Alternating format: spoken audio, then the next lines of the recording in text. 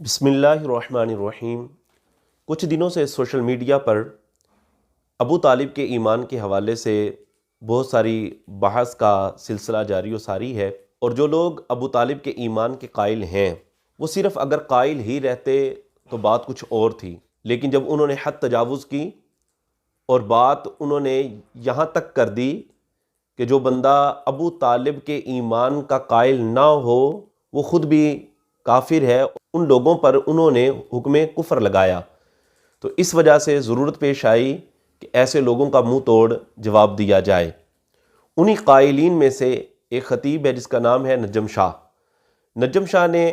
ایک اپنے video clip کے اندر، اپنی ایک تقریر کے اندر دلیل دیتے ہوئے بہت بڑا دعویٰ کیا، اور اس نے دلیل دے کر یہ بات کہی کہ جو بندہ میری اس دلیل کا جواب دے دے میں اس کی بیعت کر لوں گا۔ آئیے ناظرین کچھ اس کی ویڈیو کا کلپ آپ کے سامنے چلاتے ہیں۔ او مولوی فتوی لان آلیا کفر دے ابو طالب تے میری پہلی دلیل دا تو جواب لایا، میں تیری بیعت نہ کراں تے سید نہیں دلیل لگا دین۔ شاہ جی مولوی کن تو لا کے لویاں سنو، یا ایھا الرسول کلو من الطیبات، رسولو پاک کھاؤ، رسولو پاک کھاؤ، تے جڑا رسولاں دا رسول ہے رسولو پاک کھاؤ، یہی قرآن کہندا ہے انما المشرکون ناجس، مشرک پلیت ہوندا ہے۔ 8 سال دا نبی تے ابو طالب دی جھولی چایا ہے تے 25 سال دا تے ختیجہ نال ویاہ کر کے گھروں گیا ہے، 17 سال نبی ابو طالب دے گھروں کھاندا رہا ہے، کی کھادا ہے؟ جی ناظرین، تو دیکھا آپ نے کہ نجم شاہ قرآن مجید فرقان حمید کی ایک آیت پاک پڑھ کر استدلال کر رہا ہے، اور وہ آیت یا ایھا الرسول کلوا من الطیبات، اور اس سے اس نے استدلال کیا کہ چونکہ نبی پاک صلی اللہ علیہ وسلم کی ابو طالب نے کفالت کی، اور نبی پاک صلی اللہ علیہ وسلم ابو طالب کے گھر میں رہے اور ابو طالب کے گھر سے کھایا، تو چونکہ ابو طالب کے گھر سے کھایا ہے اس لیے ابو طالب بھی مومن ہے۔ اس کا استدلال دیکھیں، اور اس استدلال کا جواب اعلیٰ حضرت رحمۃ اللہ تعالی علیہ بہت عرصہ پہلے دے چکے، اور اعلیٰ حضرت رحمۃ اللہ تعالی علیہ اس اعتراض کا اور اس دلیل کا جواب دیتے ہوئے ارشاد فرماتے ہیں، فرمایا ہاں بالیقین، مگر کفالت نبی مستلزم اطاعت نبی نہیں۔ یعنی اعلیٰ حضرت رحمۃ اللہ تعالی علیہ اس بات کو بیان فرما رہے ہیں کہ اگر کوئی شخص کسی نبی کی کفالت کرتا ہے تو اس سے اس کا مومن ہونا ثابت نہیں ہوتا۔ اگر ایسی ہی بات ہوتی کہ کوئی شخص کسی نبی کی کفالت کرے اور اس سے اس کا ایمان ثابت ہو جائے تو کیا کہیں گے فرعون کے بارے میں کہ حضرت موسیٰ علیہ السلام 30 برس تک اس کے گھر سے کھاتے پیتے رہے، اور 30 برس تک فرعون نے حضرت موسیٰ علیہ السلام کی کفالت کی۔ قرآن مجید فرقان حمید کی سورہ شعراء کی آیت نمبر 18 اللہ رب العزت نے ارشاد فرمایا قال الم نربک فینا ولیدا ولبثت فینا من عمرک سنین، بولا کیا ہم نے تمہیں اپنے یہاں بچپن میں نہ پالا اور تم نے ہمارے یہاں اپنی عمر کے کئی برس گزارے۔ تو اگر نجم شاہ کی دلیل کو دیکھا جائے تو پھر تو معاملہ کہیں کا کہیں جاتا ہے، اور کیا کہیں گے پھر فرعون کے بارے میں کہ فرعون نے تو 30 برس تک کفالت کی تھی، لہذا نجم شاہ کو چاہیے کہ اپنی دلیل پر غور کرے۔ اور دوسری بات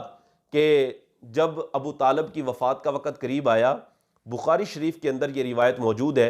امام بخاری نے اس کو اپنی صحیح کے اندر نقل فرمایا کہ نبی پاک صلی اللہ علیہ وسلم ابو طالب کے گھر تشریف لے کر گئے۔ جب اس کی وفات کا وقت آیا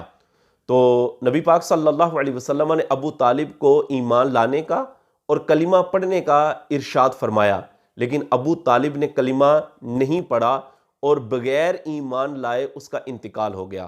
تو نبی پاک صلی اللہ علیہ وسلم نے اس کے انتقال کے بعد کیا ارشاد فرمایا؟ امام بخاری نے ان الفاظ کو نقل کیا